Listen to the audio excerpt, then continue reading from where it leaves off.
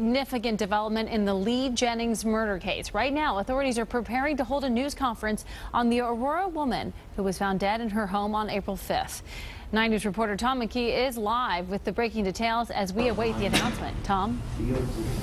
Well, Tanya, Aaron Nagengard, the Dearborn County prosecutor, and Brian Fields, the chief of police of Aurora, Indiana, have just stepped to the podium for their announcement about what they're going to do in the case of Leigh Jennings, who was murdered March 29th, body discovered early April. Let's go to the comments right now. We are pleased to announce that today our office has filed charges of murder and robbery against Charles R. Stephenson of Kentucky as a result of the criminal investigation conducted by our law enforcement agencies. I would remind everyone that at this time these are merely allegations and he is presumed innocent until proven guilty. I would like to commend the Indiana State Police, the Aurora Police Department, the Dearborn County Sheriff's Department and the Special Crimes Unit, and the Rising Sun Police Department for their extensive and thorough investigation. And at this time, I turn it over to Chief of Police Brian Fields for his comments. Thank you guys for coming. I would just like to say that without the hard work and dedication of all the agencies that Prosecutor Nagengard just mentioned, excuse me, this case probably would have gone unsolved. The Indiana State Police, the Aurora Police Department, and Dearborn County Sheriff's Department, they worked tirelessly to bring this case to a successful conclusion. I'm very proud and honored to have been a part of that and watch this take place. And with that, I'll take some questions. Could you repeat the charges again for us first? Murder and robbery. I just want to ask about the pictures here. Are the murder weapons, right? The evidence. This affidavit, what was she killed with? The evidence would suggest that, yes. Tell us though, because nobody out there can see what's in here. Appears to be a pepper grinder and a iron skillet. And how severe were the injuries from these two items? They appear to be very significant. Like what? Well, I can't really comment. That would have to be something that would come from the coroner's report, but significant enough, trauma enough that it caused her death. It's in here though. Yeah, you can take from that probable cause and draw your own conclusions from that. Chief, do we have a motive yet? Do we have any idea why this would have occurred? Yes, to answer the other question is there were skull fractures. The injuries were significant. Her brain was damaged, in fact, as a result of those injuries. We provided the probable cause affidavit that's a matter of public record, showed photos of the very large skillet and a large pepper grinder. Would also indicate that probable cause affidavit indicates that Charles Stephenson's DNA was on the pepper grinder, and he could not be excluded as a mixture with Leigh Jennings on the handle of the skillet, both of which had large amounts of red matter, which is tested for positive for blood with regard to the skillet.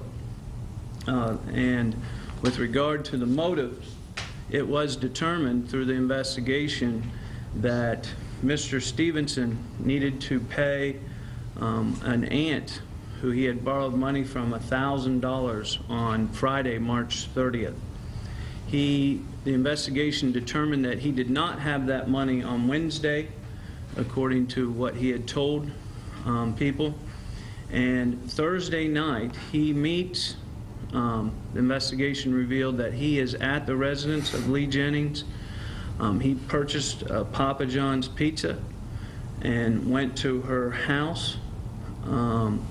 And at that time, really, is the last person to speak to Ms. Jennings. There's no evidence that she's alive beyond that date, and in fact, the evidence suggests very strongly that that's the date in which she was killed. Early the next morning, he pays off an attorney representing his aunt the $1,000 that he did not have the day before.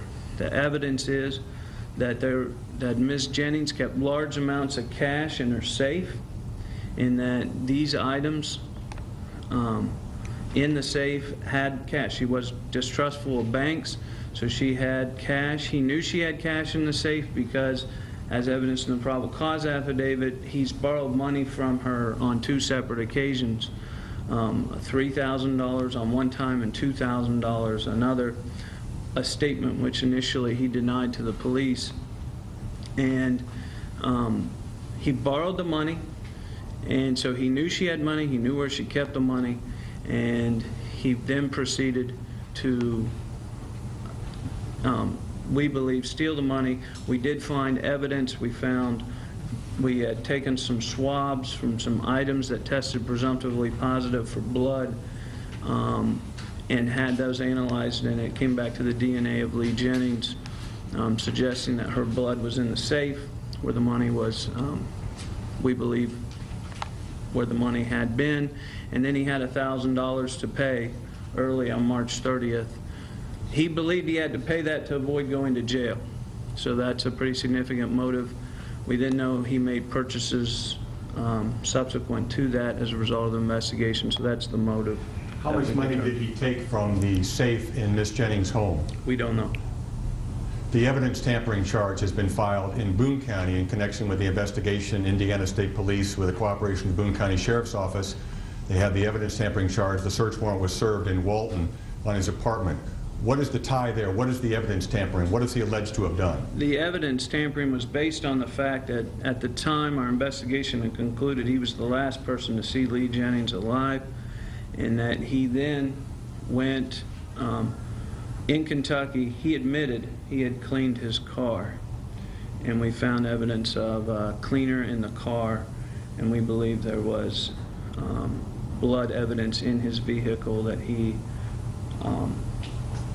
got rid of, and that's what the evidence tampering charge in Kentucky was based on, that investigation. The drug trafficking charge, was that based on what they found in the course of those search warrant being served? Yes. Aaron, do you believe, or does your evidence suggest that he went there for the plan to kill her and get the money, or do you think something happened when he tried to get her to give him more money? The evidence would suggest that he went there with the plan to get the money. He turned off his cell phone prior to going to the residence, which we found to be an unusual act for someone who uses his cell phone quite a bit. It would suggest that he knew that his whereabouts could be tracked, and so he turned off his cell phone. My question was, do you think he went there with a plan to kill her if he had to get the money? Yes. We believe that's what the evidence shows. In Ohio, this would be a death penalty case, robbery committed during the commission of aggravated murder. Are you considering that? Yes, this is a death penalty eligible case based on the fact that a robbery was committed in the course of committing the murder. We have not made a decision with regard to the death penalty yet. It requires, as everyone's well aware, that if you're going to make that decision, that there's a lot of thought and considerations to take into before making that decision. We've not made that decision yet, but that option's certainly on the table, as well as life without parole. Life without parole is also eligible based on those same aggravating factors, and we're considering that as well. At the time, he's charged with murder and robbery, which would result in a maximum sentence of 115 years. And we're confident if he got that sentence, that would ensure that he would spend the rest of his life behind bars. He is What makes in you guys custody right certain now. that he didn't just borrow the money from her and end up with the money that way, and then somebody else killed her? Because he told us he got the money from someone else, and that person said he never got any money from me. The probable cause affidavit, he had said he got the $1,000 from a John Rittenauer. John Rittenauer was contacted and interviewed, and John Rittenauer said, I haven't even been in the area in the last 2 to 3 weeks, and I certainly didn't lend him any money. He's in custody right now in Boone County. What's the process then for extradition? Let the charges go from there? What's the process going forward? Well, Boone County Commonwealth's attorney's also been extremely helpful during our investigation. I would like to thank them as well. Them and the Sheriff's Department down there has been extremely helpful. But I would indicate that they have an independent drug dealing charge, and I think they're also looking at other possibilities. At this point, he's being held on their bond. If they were to dismiss their case, or if that case were to get resolved, then he would be brought over here for extradition. Did anything you guys learned, can you tell us if it would have related at all to the Bill and Peggy Stephenson murder case? Our investigation is completely unrelated to that case in Kentucky, other than the fact that Mr. Stephenson is related to those victims. I want to ask Chief Fields something. This is the kind of thing that doesn't happen in Aurora, and I know you have detectives that are working beyond their normal hours to help with this case, and we had talked about how they take it so personally. So this is an important day, not just for the family, but for the people of Aurora and the police department. Can you talk a little bit about that? Yeah, this certainly had our community abuzz, for lack of better terms. As I mentioned to you on Monday, we certainly took this to heart, and we took this personally. We committed a lot of resources. I know I sound like a broken record when I say that, but we really spared no expense, nor would we have.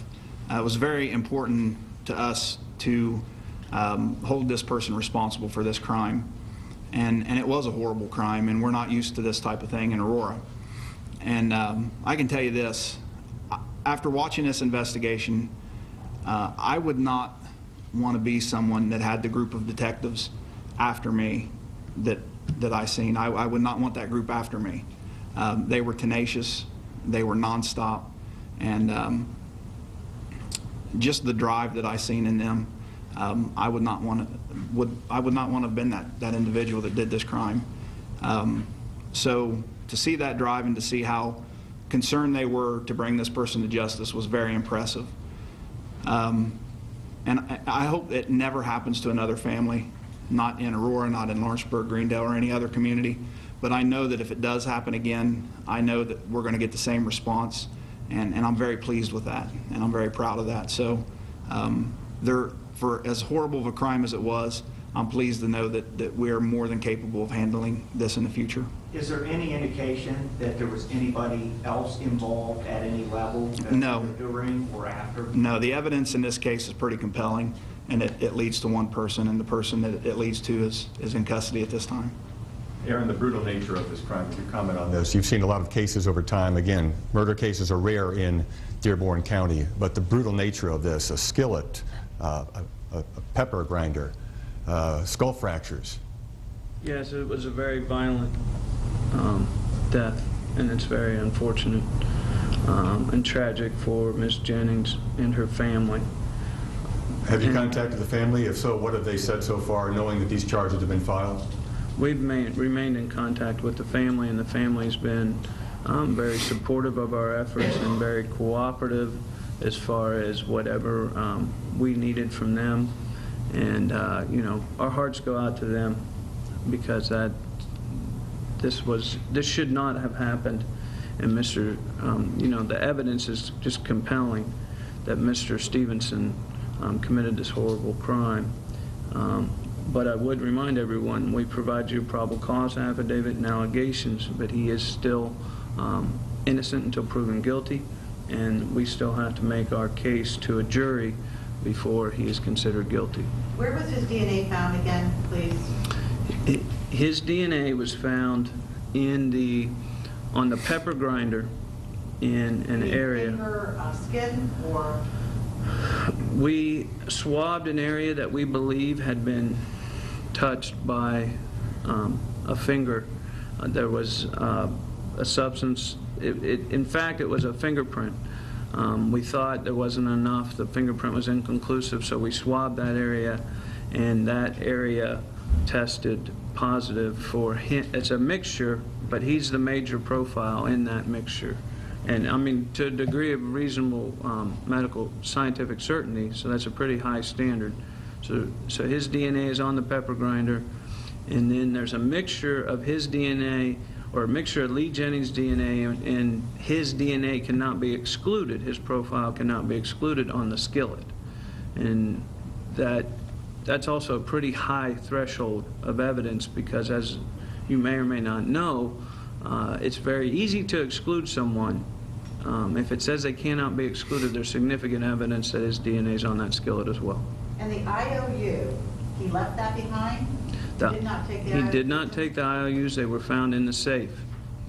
And then Detective Rolfing with the state police and Detective Tressler with the state police questioned him about that. He initially said he didn't have a relationship, business relationship with her, then said, oh yeah, I did borrow the $3,000, and then he said, so you didn't borrow any other money? And then he said, absolutely not. And then they showed him the other promissory note, and he said, oh yeah, I did borrow that money.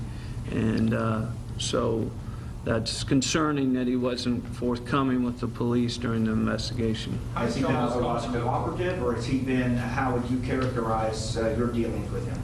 I don't think I can comment on whether he exercised his constitutional rights or not. How did Charles come to know Leigh Jennings? She had met him through his work, her work at the barber shop. The investigation revealed she worked at Young's Barber Shop. I believe most of you are aware of that, but she worked at Young's Barber Shop in Kentucky. He was a client of that establishment, and that's how he met her. This is a pretty elaborate, I mean, it sounds like a plan to be together and have some pizza and kill you and get your money so I can pay off my bills. I mean, you're talking about a plan to kill. That's correct. The evidence was very clear that he had a very serious financial situation and desperately needed that money that Friday. He believed he needed that money Friday or he was going to jail. And he didn't have the money on Wednesday. Why not just steal the money? You know, I'm just saying. He knows where it is, he knows it's safe, he knows You'd it. have to ask him why. It's very senseless. It's Steal the very money. cold, it's just so cold. Is there any sign that a struggle was put up by Leigh or a fight? There's a significant amount of blood spatter. It appears that she was she was lower than him when this blood spatter occurred, so it would suggest it was just, again, a violent death. Would he have gone to jail had he not paid that $1,000? I don't believe so. I don't know for certain. You've been watching a news conference, a Dearborn County prosecutor there. This is regarding Leigh Jennings' murder. This is a murder case we've been following for some time. The prosecutor announcing today that he is charging Charles Robert Stephenson in this case. This was a very compelling news press conference for many reasons, one of which is that they basically laid out much, if not all, of their case against the man who they've charged, Charles Robert Stephenson, in this case. They say his DNA was found on the murder weapons, which they told us are a pepper grinder and an iron skillet. They say that Stephenson owed a lot of money, $1,000 to someone, was desperate to get money, and knew that Jennings kept money in her home. So he went there with the intent to kill her to get that money. The case could be eligible for the death penalty, but they have not decided if they will seek it or not. We're going to keep on this story, of course. Tom McKee is there covering this for you right now, and he'll have the latest for us coming up later in this newscast and certainly on 9 News starting at 5 and all day long on WCPO.com.